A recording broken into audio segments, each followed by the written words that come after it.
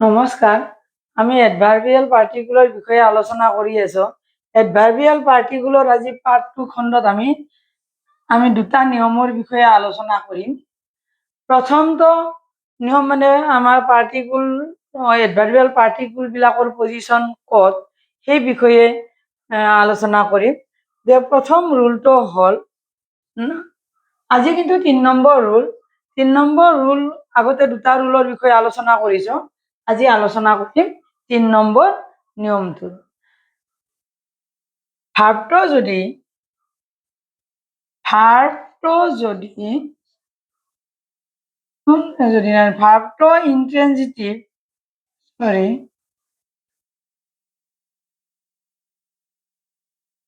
ভাৰ্বটো ইন্ট্ৰেনজিটিভ হিচাপে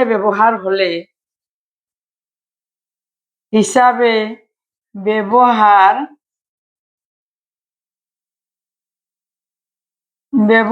হলে মানে এডভাৰ্বিয়েল পাৰ্টিকুলটো বাক্যৰ শেষত বহে। মানে হিচাপে ব্যৱহাৰ হলে এডভাৰ্বিয়েল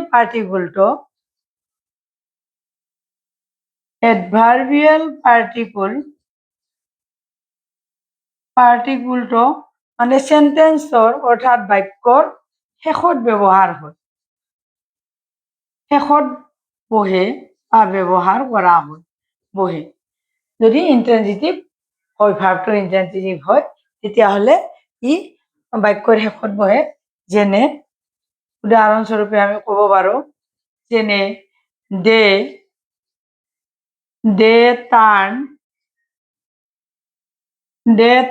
বেক, এনেধৰণে শেষত বহে। দে টাৰ্ণ বেক এইটো এডভাৰ্বিয়েল পাৰ্টিকুল। নাইবা উই ষ্টুড আপ, ঠিক এনেধৰণে যদি ইন্ট্ৰেনজিটিভ ভাৰ্বটো হয় তেতিয়াহ'লে বাক্যটোৰ শেষত এনেধৰণে এডভাৰ্বিয়েল পাৰ্টিকুলটো ব্যৱহাৰ কৰা হয়। এইটো নিয়মৰ ভিতৰত 3 নম্বৰ, যদিও আজি প্ৰথমে আলোচনা কৰিলো। এতিয়া আমাৰ 4 নম্বৰ ৰুলত ক'ব পাৰি,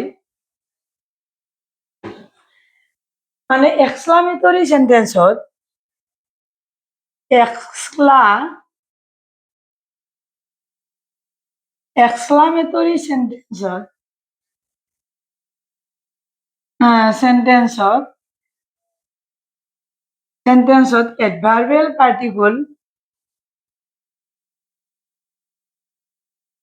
এডভাৰ্বিয়েল পাৰ্টিকুল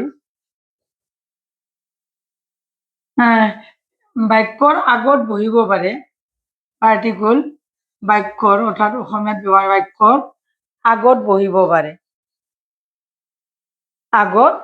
বহিব পাৰে, মানে যদি এক্সক্লামেটৰী সেন্টেন্স হয়। যদি সাবজেক্টটো যদি পার্সোনেল হয়, মানে পার্সোনেল প্রোনাউন হয়, যদি সাবজেক্ট আমার যেটো ব্যবহার হব, সাবজেক্টটো পার্সোনেল প্রোনাউন হলে, পার্সোনেল প্রোনাউন হয়, তেতিয়া বাক্যৰ মানে সেন্টেন্সৰ গঠনটো এনেধৰণৰ হয়। তেতিয়া বাক্যৰ গঠন এনেধৰণৰ হয়। বাক্যৰ গঠন এনেধৰণৰ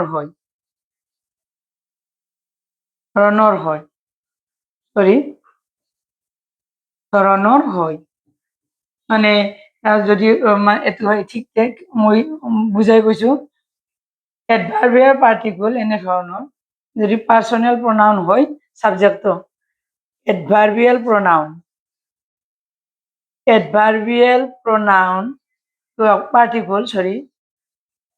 পাৰ্টিকুল প্লাস, মানে আমাৰ যেটো পাৰ্সোনেল প্ৰোনাউন ব্যবহাৰ হব, পাৰ্সোনেল প্ৰোনাউন প্লাস ভাৰ্ব হয়। মানে এডভাৰ্বিয়েল পাৰ্টিকুলটো আগত বহে, তাৰপিছত পাৰ্সোনেল প্ৰোনাউন, তাৰপিছত ভাৰ্ব, এনেধৰণে আমাৰ এডভাৰ্বিয়েল পাৰ্টিকুলটো আগত বহে। এটা উদাহৰণ দিলে কথাটো সহজ হৈ পৰিব। যেনে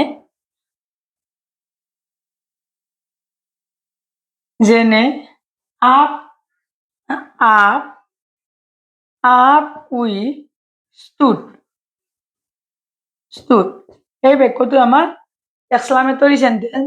এনেধৰণে আমাৰ মানে এডভাৰ্বিয়েল পাৰ্টিকুলটো ব্যৱহাৰ হয়। তাৰ পাছত আমাৰ মানে সাবজেক্টটো আমাৰ পাৰ্সোনেল প্ৰোনাউন আৰু এনেধৰণে আৰু মানে পাৰ্সোনেল প্ৰোনাউনটো তেনেদৰে আগত ব্যৱহাৰ হয়। নাইবা আন এটা উদাহৰণ ওয়ে ওয়ে সৰি ওয়ে ইট ফ্লিউ মানে ইট ফ্লিউ আপ। এই ধৰণে ওয়ে এনেধৰণে এডভাৰ্বিয়েল পাৰ্টিকুলটো এনেধৰণে আগত ব্যৱহাৰ হয় যদি এইটো আমাৰ পাৰ্সোনেল প্রোনাউন হয় সাবজেক্টটো। এতিয়া পার্সোনেল প্রোনাউন হলে আগত বহে, কিন্তু সাবজেক্টটো যদি নাউন হয়, এটা ব্যতিক্রম আছে ইয়াতে। কিন্তু সাবজেক্টটো যদি যদি আমার কি হয় পার্সোনেল প্রোনাউন হয়, নাউন হয়, আমার নাউন নাউন নাউন বা প্রোনাউন বা পার্সোনেল সরি নাউন বা পার্সোনেল প্ৰোনাউনৰ সলনি বেলেগ হয়।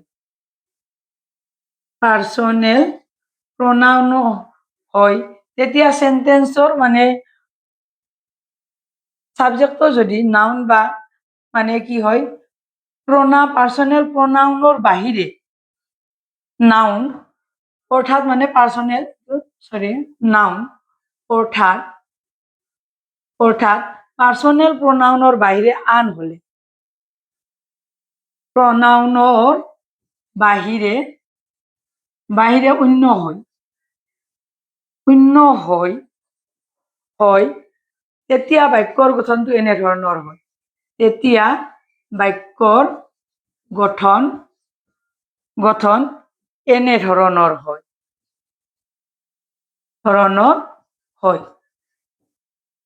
এনেধৰণৰ হয় মানে এডভাৰ্বিয়েল পাৰ্টিকুল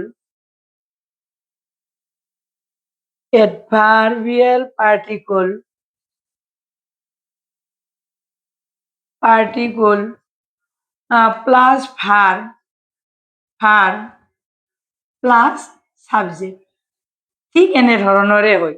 পাৰ্সোনেল প্ৰোনাউনত আমাৰ এডভাৰ্বিয়েল প্ৰোনাউনটো আগত বহে, কিন্তু ভাবটো আমাৰ পাছত গৈছিল।